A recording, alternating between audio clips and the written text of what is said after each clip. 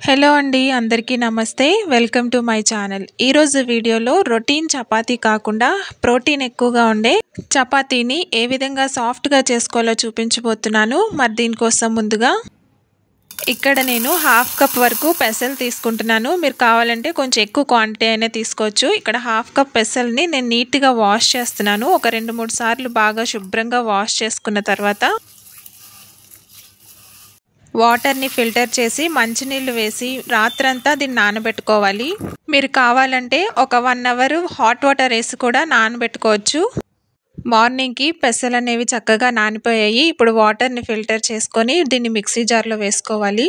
తర్వాత 1 table spoon జీలకర్ర వేసుకోండి। అలాగే 4-5 వరకు పచ్చిమిర్చి వేసుకోండి మీ కారానికి తగినట్టు। ఇక్కడ నాకు కారం ఎక్కువ లేదు కాబట్టి 4 వరకు పచ్చిమిర్చి వేసుకున్నాను। అలాగే కొద్దిగా రుచికి తగినంత సాల్ట్ వేసుకొని దీన్ని మెత్తగా గ్రైండ్ చేసుకోవాలి। వాటర్ ఏమీ యాడ్ చేయాల్సిన అవసరం లేదు। ఇప్పుడు గ్రైండ్ చేసిన పేస్ట్ ని మొత్తం ఒక మిక్సింగ్ బౌల్లో తీసుకుందాము। ఇలా గ్రైండ్ చేసిన పేస్ట్ మొత్తం మిక్సింగ్ బౌల్లో తీసుకున్న తర్వాత కొద్దిగా కొత్తిమీర వేసి అంతా ఒకసారి బాగా కలిసేలా కలుపుకున్న తర్వాత 1 కప్ గోధుమ పిండి తీసుకొని అంతా ఒకసారి బాగా కలుపుకోవాలి। ముందుగా వాటర్ ఏమీ యాడ్ చేయకుండా ఈ పెసలు గ్రైండ్ చేసిన పేస్ట్తోనే అంతా ఒకసారి బాగా కలుపుకోవాలి। ఇలా బాగా కలుపుకున్న తర్వాత 2 స్పూన్లు మాత్రమే వాటర్ వేసి చపాతీ పిండిలా మనం కలుపుకోవాలి। చపాతీ పిండిని ఏ విధంగా కలుపుకుంటామో అదే విధంగా పిండిని చాలా సాఫ్ట్గా కలుపుకోవాలి। అప్పుడే మెత్తగా వస్తాయి చపాతీలు అన్నవి।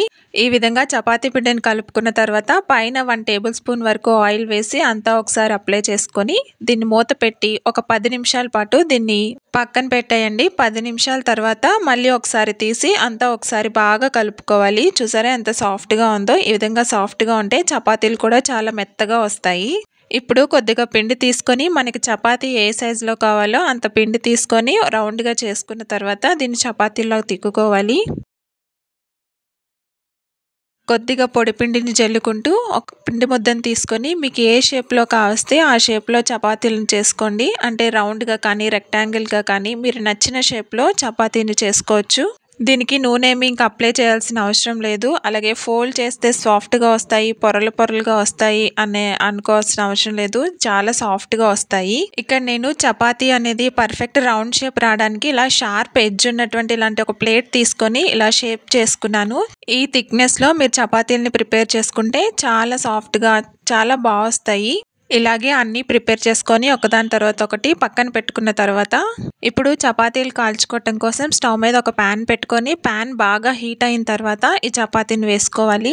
చపాతీ వేసుకున్న వెంటనే దానిపైన ఆయిల్ వేయకూడదు। ఒక 10 సెకండ్లు కాలిన తర్వాత రెండో వైపుని ఫ్లిప్ చేసుకొని అప్పుడు ఆయిల్ వేసుకోవాలి। మీరు ఫస్టే ఆయిల్ వేసుకొని కాల్చుకుంటే చపాతీలు అనేవి సాఫ్ట్గా రావు, అంత పర్ఫెక్ట్గా కూడా కుక్ అవ్వవు।